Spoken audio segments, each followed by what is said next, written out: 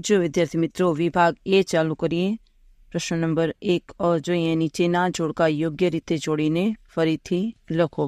જો ગદ્ય કૃતિ આપેલી છે અને સામે કરતા આપેલા છે તો આપણે સીધા જવાબ લખીશું. અવિભાગમાં જો ઘોડીની સ્વામી ભક્તિ પેલું, તો એના સામે લખો જોરાવરસી યાદવ. બીજું રેસનો ઘોડો, તો એમાં લખો વર્ષા અડાલજા. ત્રીજું હિમાલયમાં એક સાહસ, તો એના સામે લખો જવાહરલાલ નહેરુ. ચોથું ચોપડાની ઇન્દ્રજાળ, તો એના સામે લખો ચંદ્રકાંત પંડ્યા. જો વિદ્યાર્થી મિત્રો જોઈ શકો છો, જે પાઠના નામ આપેલા છે એની સામે એના લેખકના નામ આપેલા છે, એટલે પહેલાના સામે આવશે પછી ઈ, પછી અને પછી ક. હવે બીજો પ્રશ્ન બ, કૌંસમાં આપેલા વિકલ્પોમાંથી યોગ્ય વિકલ્પ પસંદ કરી ખાલી જગ્યા પૂરો. 5મી ખાલી જગ્યામાં લખો પરીક્ષામાં ઉત્તીર્ણ થવાની ખુશીમાં રામાયણ અને મહાભારતના પુસ્તકો અંકિતને ભેટમાં આપ્યા હતા. ફરીથી બોલો વિદ્યાર્થી મિત્રો, પરીક્ષામાં ઉત્તીર્ણ થવાની ખુશીમાં રામાયણ અને મહાભારત અંકિતને ભેટમાં આપ્યા હતા. 6ઠી ખાલી જગ્યાનો જવાબ, દેવજી અને કાનજી નવજાત બાળકને વેલજી પાસે લઈ ગયા. ખાલી જગ્યામાં આવશે વેલજી.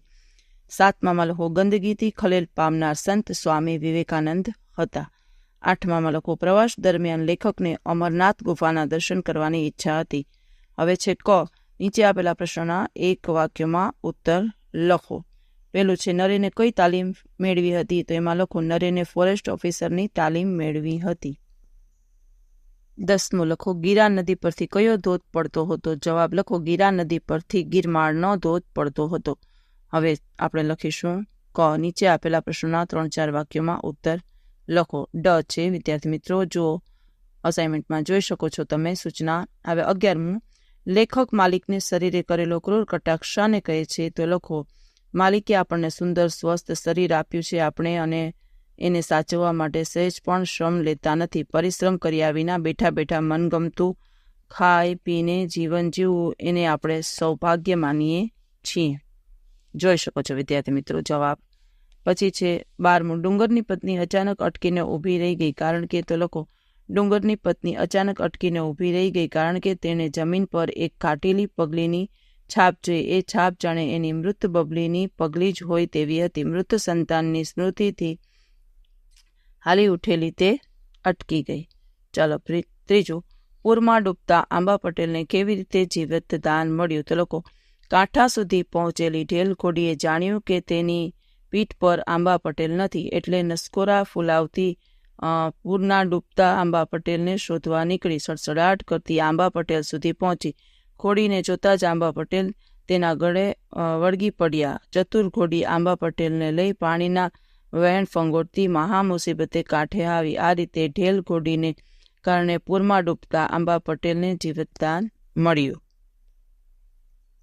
હવે છે પ્રશ્ન નંબર ઈ, નીચે આપેલા પ્રશ્નના 10-12 વાક્યોમાં મુદ્દાસર ઉત્તર લખો. 14મું, ડાંગવનો અને કૃતિમાં આહવાના આદિવાસીઓ વિશે લેખકને થયેલો અનુભવ વર્ણવો, તો લખો આહવાના આદિવાસીઓનો ને આગવી લોક સંસ્કૃતિ છે. ત્યાંના લોકગીતો, લોકવાદ્યો તેમજ તહેવારોથી એ લોક સંસ્કૃતિ છે જીવંત લાગે છે. ત્યાંના ડાંગ દરબાર વિશે લેખકે ઘણી વાતો સાંભળી હતી.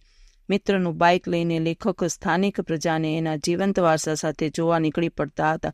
લેખકને એક વખત ડાંગીઓની સરઘસ સામે મળ્યું. આગળ 2-3 આદિવાસી ફટાકડા ફોડતા હતા. લેખકને એમ કે લગ્ન યાત્રા હશે, પણ એને શમશાન યાત્રા હતી. નનામી ઉંચકીને ડાકુ જતા હતા. લગ્નની જેમ મરણને ઉજવવાના આ તાત્વિક રીતે લેખકની સ્પર્શી ગઈ. આદિવાસીઓનો સંસ્કાર જીવન કેવી ઉજ્જવળ પરંપરા, વળી પ્રજા પાસે કેવું જીવન સત્વ. ચાલો હવે છે 15મો પ્રશ્ન, જન્મોત્સવ નવલિકા દ્વારા લેખકે રજૂ કરેલો સામાજિક કટાક્ષ સ્પષ્ટ કરો, તો લખો જન્મોત્સવ નવલિકા છે. નવલિકાનો વિષય વસ્તુ સામાજિક વિષમતા છે. જન્મનો ઉત્સવ છે એ સમયબિંદુ ઉપર કૃષ્ણ અને કિશનના સંદર્ભ સમાજની 2 વિષમ પરિસ્થિતિઓનું નિર્માણ કરીને લેખકે કરુણ કટાક્ષ નિષ્પન્ન કર્યો છે. કૃષ્ણ અને કિશને નામોની પસંદગી પણ સર્જક છે. કૃષ્ણ જસુદાનો કૃષ્ણ કુંવર છે, તો બીજી બાજુ ઝુંપડપટ્ટીમાં કણસતી માણેકનો નંદ કુંવર છે. જન્મોત્સવની રીતે કૃષ્ણ કુંવર પાછળ ગોકુળ ગાંડું છે, આનંદ છે, જકડ ઝાડ છે. નંદકુંવર કિશોરનો જન્મ કાનજી માટે આનંદનો ઉત્સવ નથી, કરુણાને મજબૂરી છે. માતા માણેકની લાચારીને માતૃપીડા છે. કૃષ્ણ જન્મનો ઉત્સવ અન્નકૂટ અને પંચાજીરીના પ્રસાદથી ઉજવાય છે. તો બીજી બાજુ કિશનનો જન્મ 2 કોડિયા ધાન માટે વાલસોયા દીકરાને અપંગ બનાવી ભીખ માંગવાના સાધન તરીકે ઉપયોગ કરવામાં આવે છે.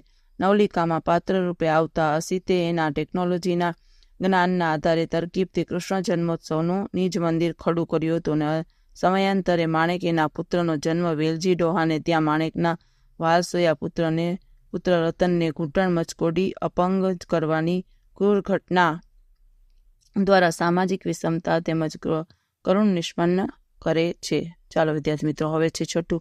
જગતના તાત એવા ધરતીપુત્રની કરુણ દશા નિહાળીને કાળુનું હૃદય શા માટે દ્રવી ઉઠ્યું? તો લોકો માનવી ભવાઈ નવલકથાના મુખ્ય 2 પાત્રો કાળુ અને રાજુ છપ્પનિયા દુકાળની કાળમી પરિસ્થિતિમાં ટકવા દેગડિયા આવ્યા હતા. ખેડૂત કાળુ સ્વામી અને ટેકીલો જીવ છે, પણ આ દુકાળે કાળુના સ્વમાન ગુમાન અને આત્માને જાણે તહસ નહસ કરી નાખ્યા છે. ભીખ માંગવી એ કાળુના સ્વભાવમાં નથી. આ પરિસ્થિતિમાં દેગડિયાના મહારાજને પોતાના કોઠારમાંથી ગામમાં સૌને ધાન આપવાનું શરૂ કર્યું, પણ કાળુને એક ધાન લેવું પસંદ નથી. એ જાણે છે કે મહારાજના આ કોઠારમાં અમારું જ ધાન હોય, એની સામે હાથ લંબાવવાનું, ભીખ માંગવાની રાજુ સમજે છે, પણ સ્વમાની તેમજ ટેકીલો કાળુ કંઈ ગણકારતું નથી.